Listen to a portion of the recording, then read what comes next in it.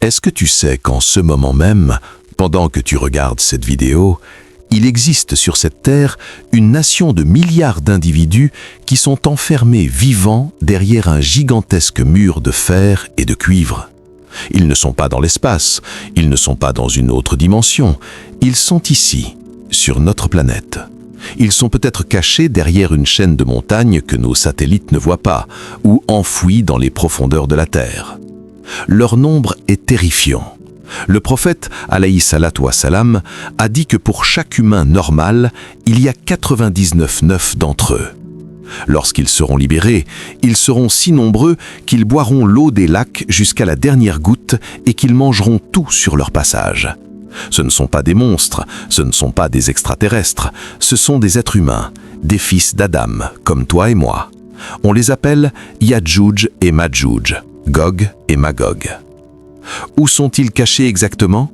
Qui a construit cette prison inviolable qui les retient depuis des milliers d'années ? Et surtout, est-ce vrai que le mur est en train de se fissurer aujourd'hui ?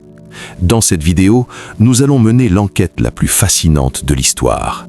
Nous allons retracer le parcours du grand roi Zulkarnain, analyser les théories géographiques sur l'emplacement du mur et découvrir les signes prophétiques qui annoncent que leur sortie est imminente. Reste bien jusqu'à la fin, car la description de leur mort est aussi miraculeuse que terrifiante. Commençons par le commencement. Pour comprendre où ils sont, il faut comprendre qui les a enfermés. Le Coran, dans la sourate Al-Kahf, la caverne, nous raconte l'histoire d'un grand roi puissant, un homme à qui Allah avait donné la science et le pouvoir sur terre, Zulkarnain, l'homme aux deux cornes. Ce n'était pas Alexandre le Grand, comme certains le pensent, c'était un roi croyant et monothéiste. Allah lui a facilité les voyages. Il a voyagé vers l'ouest jusqu'au couchant du soleil, puis vers l'est. Mais c'est son troisième voyage qui nous intéresse. Il a atteint un endroit situé entre les deux barrières, une région montagneuse, isolée, difficile à accéder. Là, il a trouvé un peuple qui comprenait presque pas le langage humain. Ils étaient terrifiés. Ils ont dit à Zulkarnain, « Ô Zulkarnain, les Yadjouj et les Madjouj commettent du désordre sur terre. Est-ce que nous pouvons te verser un tribut, te payer, pour que tu construises une barrière entre eux et nous ?» Arrêtons-nous un instant. Qui sont ces Yadjouj et Madjouj pour faire si peur ? Les savants de l'islam sont unanimes. Ce sont des descendants d'Adam, probablement issus de la lignée de Japheth, fils de Noé, alayhi salam. Ce sont des humains, mais ils ont une nature corruptrice, violente et destructrice. Ils ne cherchent qu'à tuer et piller. Ils sont forts, sauvages et impossibles à vaincre par des moyens conventionnels. Zulkarnain, avec sa sagesse, a refusé l'argent. Il a dit « Ce que mon Seigneur m'a conféré vaut mieux que vos richesses ». Mais il a accepté de les aider à une condition, qu'ils l'aident avec leur force physique. Et c'est là que l'histoire devient une leçon d'ingénierie incroyable. Zulkarnain n'a pas construit un simple mur de briques ou de pierres. Il savait que face à la force brute de Yadjouj et Madjouj, la pierre ne suffirait pas. Il a demandé des blocs de fer. Il a fait entasser ces blocs de fer entre les deux montagnes jusqu'à combler l'espace vide. Imagine la taille de ce chantier, une montagne artificielle de fer. Ensuite, il a demandé aux gens de souffler sur le feu jusqu'à ce que le fer devienne rougeoyant, incandescent. Et pour finir, il a versé dessus du cuivre fondu, kitra.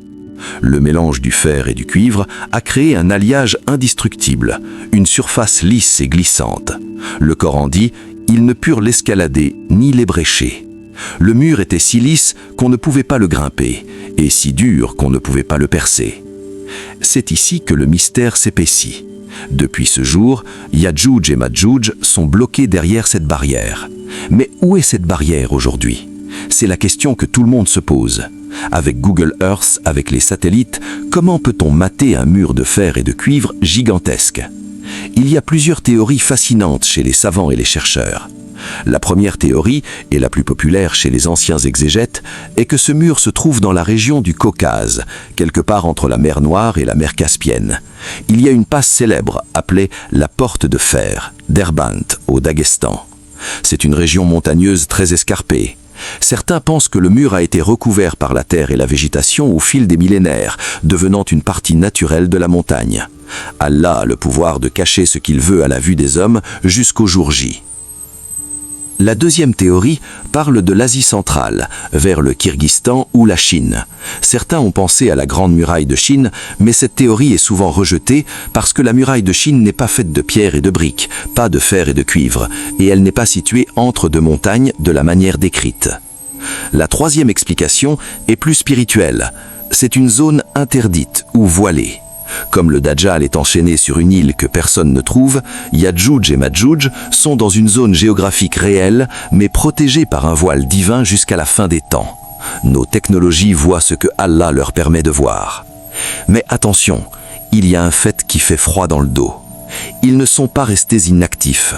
Le prophète, alayhi salatu wassalam, nous a raconté dans un hadith authentique rapporté par Tirmidhi et Ibn Majah que chaque jour, Yadjouj et Madjouj creusent. Ils grattent le mur, ils essayent de percer le métal. Ils creusent toute la journée jusqu'à ce qu'ils voient presque les rayons du soleil de l'autre côté. Alors, leur chef leur dit « Revenez, nous finirons demain ». Mais ils oublient de dire « Inch'Allah », si Dieu le veut. Alors, pendant la nuit, Allah remet le mur dans son état initial. Il redevient aussi solide et épais qu'avant. Et le lendemain, ils doivent tout recommencer à zéro. Cela dure depuis des siècles, jusqu'au jour où leur chef dira « Revenez, nous finirons demain, Inch'Allah ». Ce jour-là, le mur ne se reconstruira pas. Et le lendemain, ils perceront la barrière. Est-ce que ce moment est proche? Il y a un hadith qui a fait trembler les mers des croyants. Un jour, le prophète, alayhi salatu wassalam, s'est réveillé le visage tout rouge en s'écriant « La ilaha illallah » malheur aux Arabes pour un mal qui s'approche. Zainab bin Jahash a demandé « Ô messager d'Allah, allons-nous périr alors qu'il y a parmi nous des gens vertueux ?» Il a répondu « Oui, si le vice se répand ». Puis il a fait un signe avec ses doigts en formant un cercle avec le pouce et l'index et a dit « Aujourd'hui, il s'est ouvert dans la barrière de Yadjouj et Madjouj un trou grand comme ça. » Ce hadith date de 1400 ans. Si un trou s'est ouvert à l'époque, imaginez l'état de la barrière aujourd'hui. C'est le signe que nous sommes dans la dernière ligne droite. Mais que va-t-il se passer quand ils sortiront? Ce sera l'une des grandes marques de la fin des temps, qui arrivera après la venue du Dajjal, l'Antichrist, et après la descente de Isa alayhi salam. Après que Isa alayhi salam aura vaincu le Dajjal, Allah lui révélera « J'ai fait sortir des serviteurs à moi que nul n'a la force de combattre. Réfugie mes serviteurs sur le mont At-Tour. » C'est là que Yadjouj et Madjouj déferleront. Le Coran dit « Et ils se précipiteront de chaque hauteur » Sourate Al-Anbiya. C'est une invasion massive, une marée humaine. Ils sont si nombreux que les premiers d'entre eux passeront devant le lac de Tibériade, en Palestine actuelle, ils boiront son eau, et quand les derniers de leur armée passeront devant le lac, ils diront « Il y avait de l'eau ici autrefois ». Ils assécheront tout, ils ne laisseront aucune verdure, ils tueront les gens qu'ils croiseront. Les humains se barricaderont dans leurs forteresses et leurs maisons, terrifiés. L'arrogance de Yadjouj et Madjouj sera telle qu'ils lanceront leurs flèches vers le ciel. Allah, pour les éprouver, fera retomber les flèches tachées de sang. Ils diront alors « Nous avons vaincu les habitants de la terre et nous avons dominé les habitants du ciel ». Pendant ce temps, le prophète Isa alayhi salam et ses compagnons seront assiégés sur la montagne. La faim sera terrible, au point qu'une tête de taureau vaudra plus que 100 dinars d'or aujourd'hui. Alors, Isa alayhi salam et les croyants supplieront Allah. Ils feront une doua désespérée. Et la réponse d'Allah sera foudroyante. Il n'enverra pas une armée d'anges, ni un tremblement de terre, ni une bombe nucléaire. Allah enverra contre ces milliards de tyrans des vers, oui, des petits vers, an-nahaf, qui apparaîtront dans leur cou. Dans une seule nuit, ils mourront tous comme la mort d'un seul homme. Au matin, le silence régnera. Isa alayhi salam enverra un éclaireur voir ce qui se passe. L'éclaireur reviendra en criant la bonne nouvelle, ils sont tous morts. Mais la terre sera couverte de leurs cadavres. L'odeur sera insupportable. Isa alayhi salam invoquera Allah à nouveau. Allah enverra alors des oiseaux gigantesques au cou semblable à celui des chameaux. Ces oiseaux emporteront les corps et les jetteront là où Allah le voudra, probablement dans la mer. Puis Allah enverra une pluie purificatrice qui lavera la terre entière jusqu'à ce qu'elle devienne lisse comme un miroir. Et ensuite ce sera une époque de bénédiction comme la terre n'en a jamais connue. La terre donnera ses fruits en abondance, la paix régnera, les lions paîtront avec les chameaux et les enfants joueront avec les serpents sans danger. Cette histoire n'est pas un conte de féerie, c'est une promesse divine.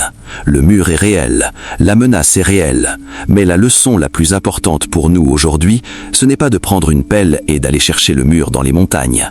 La leçon, c'est que la protection ultime ne vient pas des murs, ni de la technologie, ni des bunkers. La protection vient d'Allah. Même Issa alayhi salam, un grand prophète, ne pourra pas les vaincre par l'épée. Il les vaincra par la doua, l'invocation.